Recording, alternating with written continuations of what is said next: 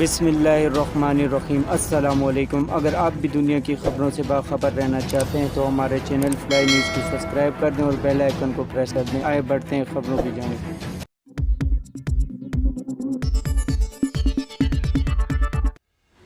Audio leaks کی تحقیقات کے لیے چیئرمین تحریک انصاف عمران خان کی جانب سے سپریم کورٹ میں دائر درخواست پر اعتراضات عائد ہو گئے۔ سپریم کورٹ نے رجسٹرار آفس نے عمران خان کی درخواست اعتراضات لگا کر واپس کر دی۔ رجسٹرار آفس کی جانب سے لگائے گئے اعتراض میں کہا گیا کہ درخواست گزار عمران خان نے متعلقہ فارم سے رجوع نہیں کیا۔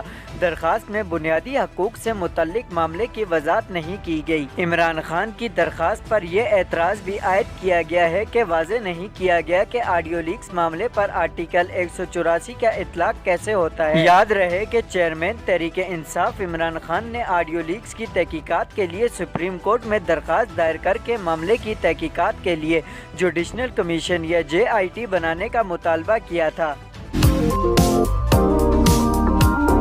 کینیا پولیس کی جانب سے سینئر پاکستانی صحافی ارشد شریف کو غلط فہمی کی بنیاد پر فائرنگ کا نشانہ بنا کر قتل کرنے کی تصدیق کی گئی ہے۔ غیر ملکی میڈیا کے مطابق ارشد شریف کو کینیا کی پولیس نے نیروبی کے قریب سر میں گولی مار کر اس وقت قتل کیا گیا جب ان کے ڈرائیور کی جانب سے مبینہ طور پر چیک پوائنٹ پر قانون کی خلاف ورزی کی گئی۔ اس حوالے سے کینیا کی پولیس کا کہنا ہے کہ پاکستانی صحافی اپنے ڈرائیور کے ساتھ مگادی سے نیروبی کی جانب سفر کر رہے تھے کہ جہاں پولیس راستے میں روڈ بلاک کر چیکنگ کر رہی تھی۔ کینیا پولیس کے ایک افسر کی جانب سے جاری بیان میں ارشد شریف کے پولیس کی فائرنگ سے قتل ہونے کا اعتراف کرتے ہوئے کہا گیا ہے کہ غلط نشاندہی پر پاکستانی صحافی کا قتل ہوا اور اس حوالے سے مزید معلومات بعد میں جاری کی جائے گی۔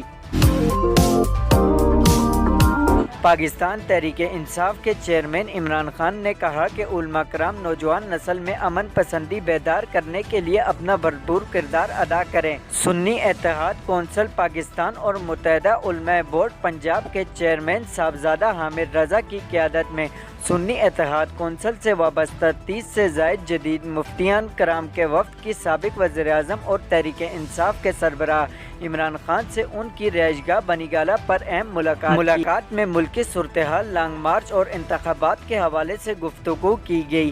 عمران خان نے صاحبزادہ حامد رضا کی بین المذہب ہم آہنگی کے حوالے سے کوششوں کو بھی سراہا۔ سنی اتحاد کونسل پاکستان اور متحدہ علماء بورڈ پنجاب کے 30 مفتیان کرام نے PTI کے لانگ مارچ کی حمایت کرتے ہوئے کہا ہے کہ تحریک انصاف دوبارہ اقتدار میں آ کر ملک میں نظام مصطفیٰ کا عملی نفاذ کرے۔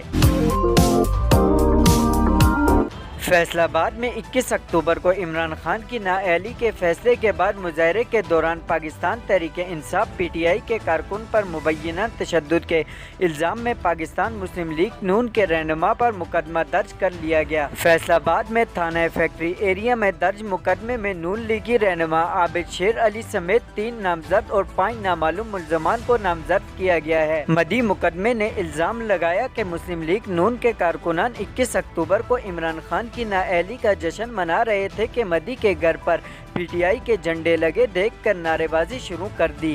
منہ کرنے پر عابد علی شیر کی ایما پر ان کے گارڈ نے حملہ کر دیا۔ مدی نے الزام عائد کیا کہ جان بچانے کے لیے بھاگ کر گھر میں داخل ہوا تو ملزمان اندر داخل ہو گئے اور خواتین کو گالیاں دی اور فائرنگ کرتے ہوئے فرار ہو گئے۔ پولیس نے PTI کارکنان کے مدیت میں تھانہ فیکٹری ایریا میں عابد شیر علی سمیت 3 نامزد اور 5 نامعلوم افراد کے خلاف مقدمہ درج کر لیا۔